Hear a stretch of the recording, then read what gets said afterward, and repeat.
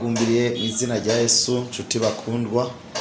Ndanezerewe kandi kuno musi wa gatatu bongeye kuganira kino kiganiro irembo rifunganye. Dushimiye Imana mushora byose yo yatuzigamye ikongera kutugeza kuno musi. Imana yacu yabwishimwe n'icubahiro. Reka dusenge Imana hanyuma tuganire ku ijambo ry'Imana. Datanye n'icubahiro turagushimiye aka kanya keza uduhaye ko gusangira n'ubwoko bwawe ijambo ryawe. Nyemerera mwizigirwa rifashe umuntu umwe wese agiye kuryumva, rihezagire imitima igiye kuryakira mu izina rya Yesu Kristo, amen. Rero tugiye kuganira ku majambo y'Imana nkuko tumaze iminsi twababwiye ko mwa kino gihe tugiye kuganira ijambo agakiza. Twaraganiriye mu bihe bishize, twariko tuganira ku caha, turiga kandi ku ngaruka y'icaha, ariko uyu munsi rero tugiye kwiga ku gakiza. Kuko iyo umuntu yakoze icaha nta kindi kiba gisigaye atari kwakira agakiza. Imana ishimwe cyane. Rero reka turaza kumva cyane irembo rya mbere ryugurura inzira umuntu ariko aragana mu gakiza.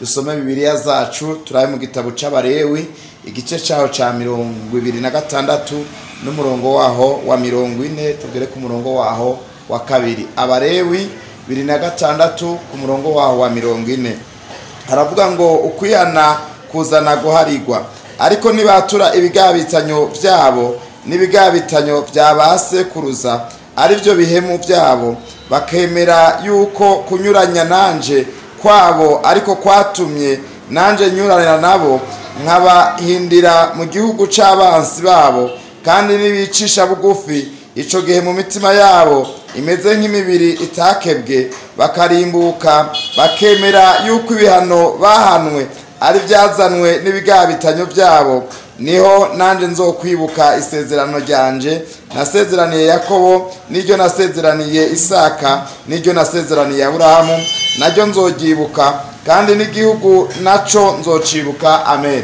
Imana ishimwe cyane.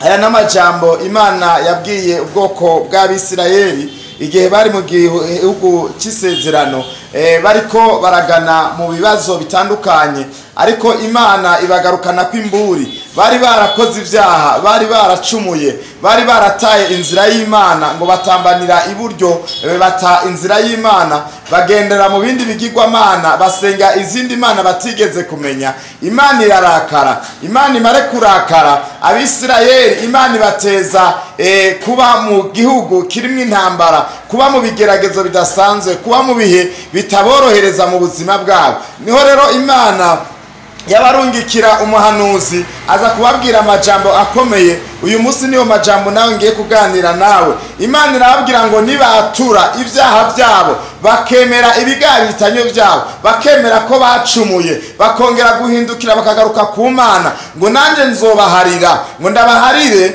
ngo nongere nibuka isezerano nasezeranye na Yakobo, nasekuruza Isaka, n'isezerano nasezeraniye Aburahamu, naryo nyene ngo nzogyibuka. Imana ishimwe cyane. Rero uyu munsi ngomba nakuzanire irembo rya mbere ryinjiza umuntu mu gakiza, nukwatura ibyaha byawe, ukwihana ibyaha byawe, ukemera ko wacumuye. Abantu benshi baracumura ariko ntibemere ko bacumuye, ariko iyo wemeye ko wacumuye Imana ikuzana kw'imbabazi. Nta muntu numwe yo kwigera kubabarira igihe utemeye ko wamukoshereje. Nyimba waracumuye ku muntu, kugira ngo umuntu yemere ko aguha imbabazi nuko wemera ko wamucumuye ko. Ariko ngoma nakubwira ikintu gikomeye cyane, ku Mana biratandukanye no ku bantu. Umwana w'umuntu yo gukorera ibintu byose bishoboka, yo guhivya ivyo ushaka, yo guhivya umusaba, ariko kukugirira imbabazi abantu kiragora gutanga imbabazi. Ako umuntu aguha imbabazi yo guhivya afise byose, cyangwa se yo guhica umusavye cyose,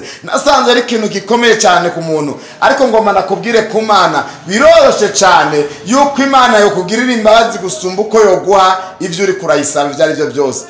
Imbabazi ni ikintu gikomeye ku Mana. Imbabazi ni isezerano Imana yadusezeraniye. Iyo twihanye, iyo twirimbuye, iyo twugarutse ku Mana, tukemera ko twakojeje, tukemera ko twacumuye, bituzanira guharigwa. Rero ukwihana kuzana uguharigwa. Yesu ashimwe cyane. Rero uyu munsi reka nagutera intege mwene data. Nyimba waracumiye ku Mana, nyimba hari cyo wakoze kitanezera Imana, nyimba waragerereye kure y'Imana, nyimba wararenze ibwirizwa na rimwe ry'Imana, Mana, hindukira saba imbabazi ku Mana. Imana iriteguye kuguharira, hindukira wihane, niwihana urababarirwa. Nta muntu numwe yaje ku Mana yarakoze icaha akemera kwihana, akirimbura akihana, ntahabwe imbabazi. Imana ni nyempuhwe, Imana ni nyembabazi. Nta kindi kintu Imana idushakaho uyu munsi, irashaka ko twihana naye tugirira imbabazi. Rengo mana kwereke iri ni irembo rikomeye cyane rituma twinjira mu nzira y'agakiza. Nabwiye agakiza ni ikintu kidasanzwe kandi kiroroshe gutakaza, ariko kukaronka agakiza ni ikintu gikomeye cyane, ariko kugatakaza ni ibintu binyaruka cyane, ariko biroroshe cyane iyo twakoze icaha tukagaruka ku Mana. Imana iriteguye kuduharira hanyuma tukongera kwinjira mu gakiza.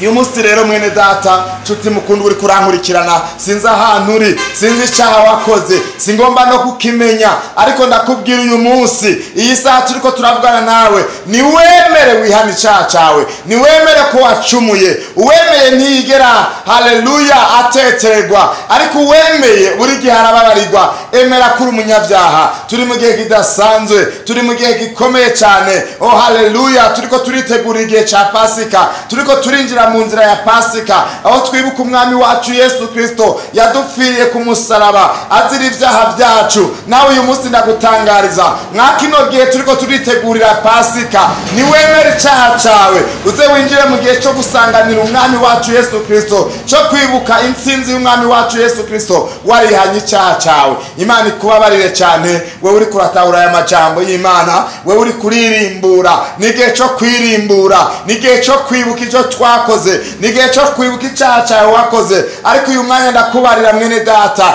niwibuka icyaha cyawe, Imana nayo iriteguye kuguharira ukwihana kuzana kubabarirwa. Imana ibahezagire cyane, Imana ihezagire wewe uri kurankurikirana, kandi Imana ihezagire wewe nyine uri kurafata ingingo yo kwihana icyaha cyawe mu izina rya Yesu, amen. Reka dusenge Imana.